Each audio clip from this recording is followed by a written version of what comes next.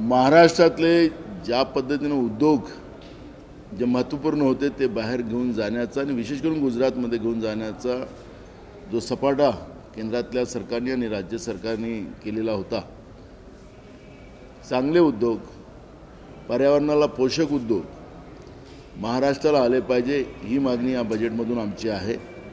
आपण पाहिलं की मोदीजींनी तिसऱ्या वेळेस देशाच्या प्रधानमंत्र्याची शपथ घेतल्यानंतर महाराष्ट्रामध्ये वाढवण बंधारा हा पहिल्याच कॅबिनेटमध्ये त्यांनी मंजूर केला। आता हा वाढवण बंधारा जो आहे हा कोकणातल्या निसर्गाला हानी पोहोचवणारा आहे।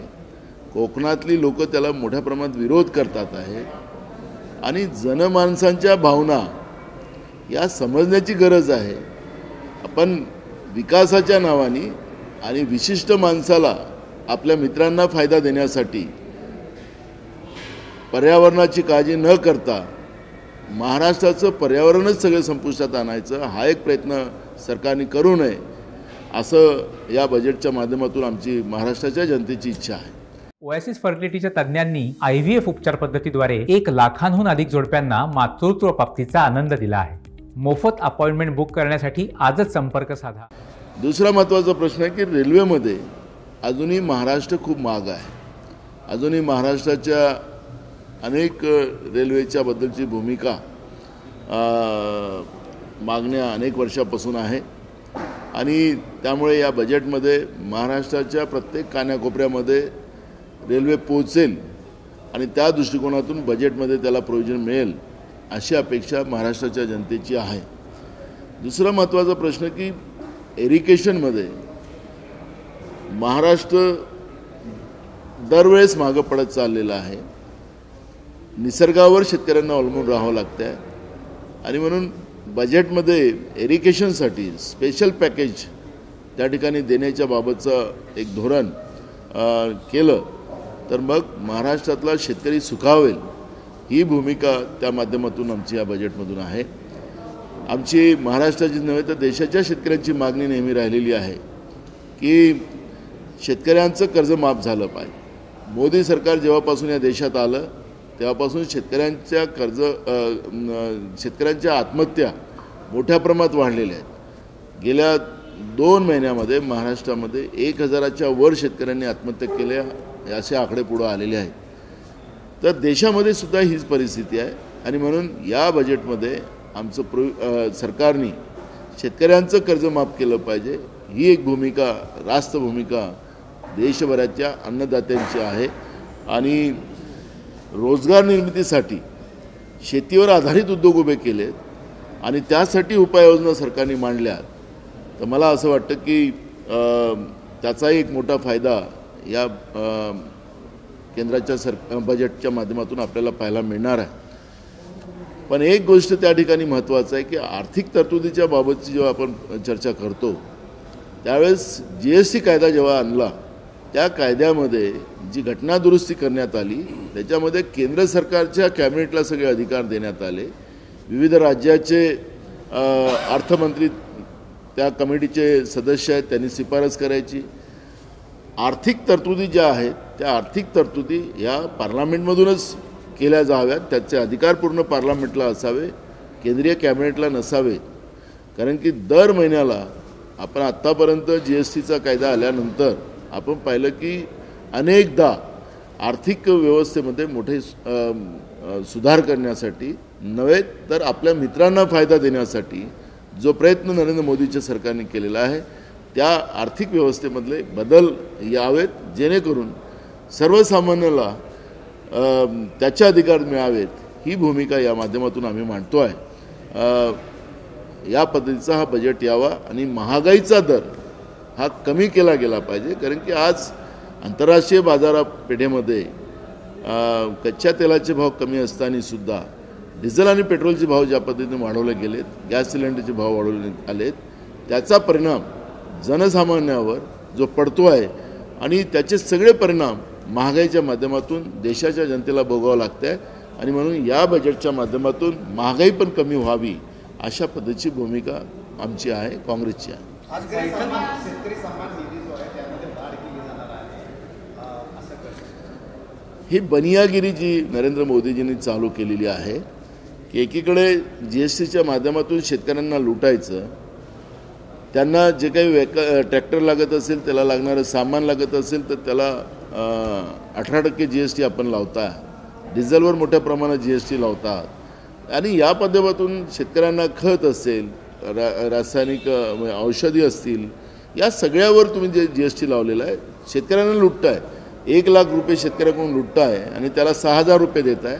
ही जी शेतकरी सन्मान योजना देण्यापेक्षा शेतकऱ्यांना जे तुम्ही लूट माजवलेली आहे ती लूट शेतकऱ्यांची तुम्ही थांबवली पाहिजे आणि या पद्धतीची बनियागिरी नरेंद्र मोदींच्या सरकारने थांबवली पाहिजे.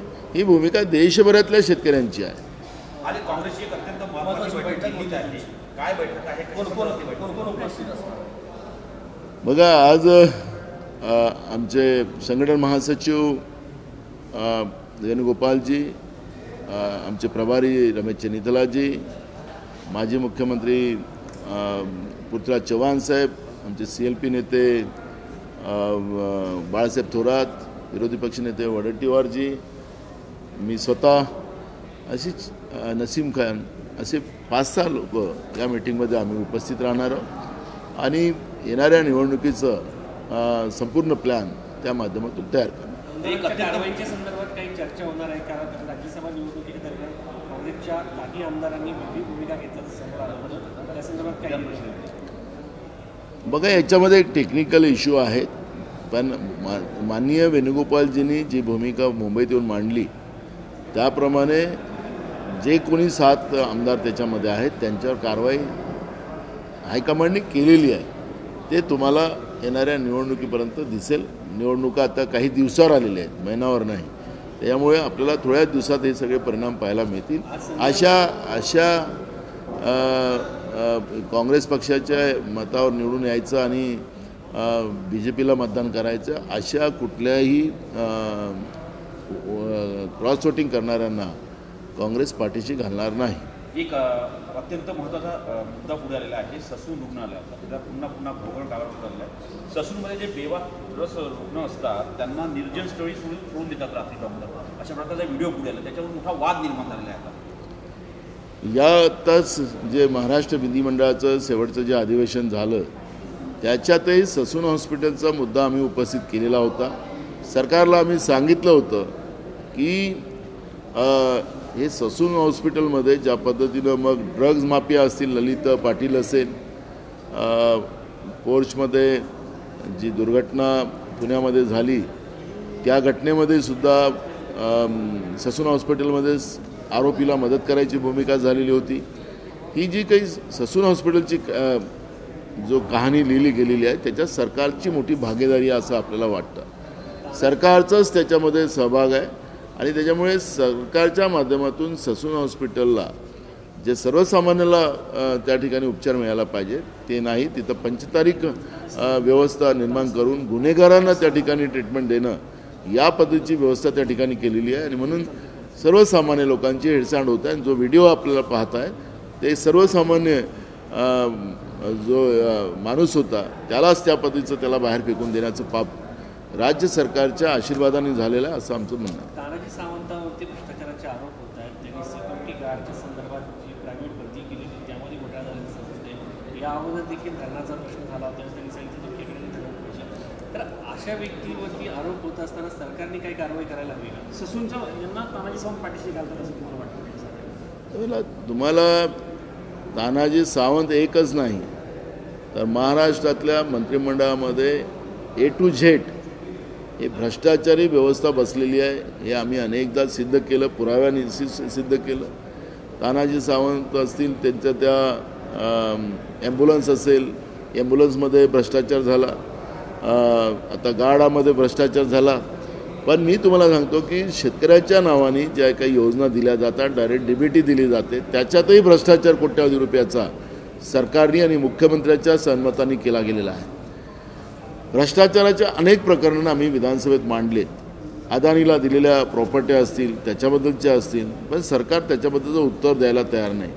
महाराष्ट्राच्या इतिहासामध्ये A to Z असलेलं मंत्रिमंडळ हे भ्रष्टाचारानेच युक्त असलेलं सरकार आहे अशा पद्धतीचं चित्र आहे आणि महाराष्ट्राची जनता या भ्रष्टाचारी सरकारला ओळखून आहे आणि वेळेची वाट बघते असं चित्र आपण महाराष्ट्रात पाहतो. शेवटचा प्रश्न सर, संजय राऊत आज म्हटले की महायुतीमध्ये 7 मुख्यमंत्री आहेत. आमच्याजवळ जी काही महाराष्ट्रातलं जे सरकार आज आहे या सरकारमध्ये त्यांचं जर 7 मुख्यमंत्री महायुतीचं असतील, मी त्याच्यापेक्षा सांगतो की त्यांच्याजवळ एक सुपर दिल्लीमध्ये 2 लोक बसलेली आहेत आणि ते महाराष्ट्रातलं सरकार चालवतात आहेत. महाराष्ट्रातले नेते नाही चालवत महायुतीचे. इथून जे आदेश येतील त्या आदेशाचं पालन करणं, देऊन टाका अदानीला जमीन, देऊन टाकली, हजारो कोटीची जमीन नाममात्र दरात देण्याचं पाप ते करताय आणि सुपरपेक्षा सुपर इकडे दिल्लीत जे 2 लोक बसलेली आहेत त्यांच्या माध्यमातून महाराष्ट्रातली सरकार चाललेली आहे असं चित्र आज पाहतो आपण. थँक्यू.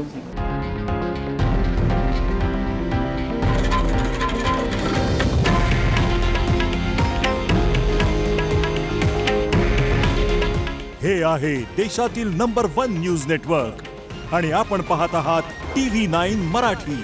काळजी तुमची, हित महाराष्ट्राचं.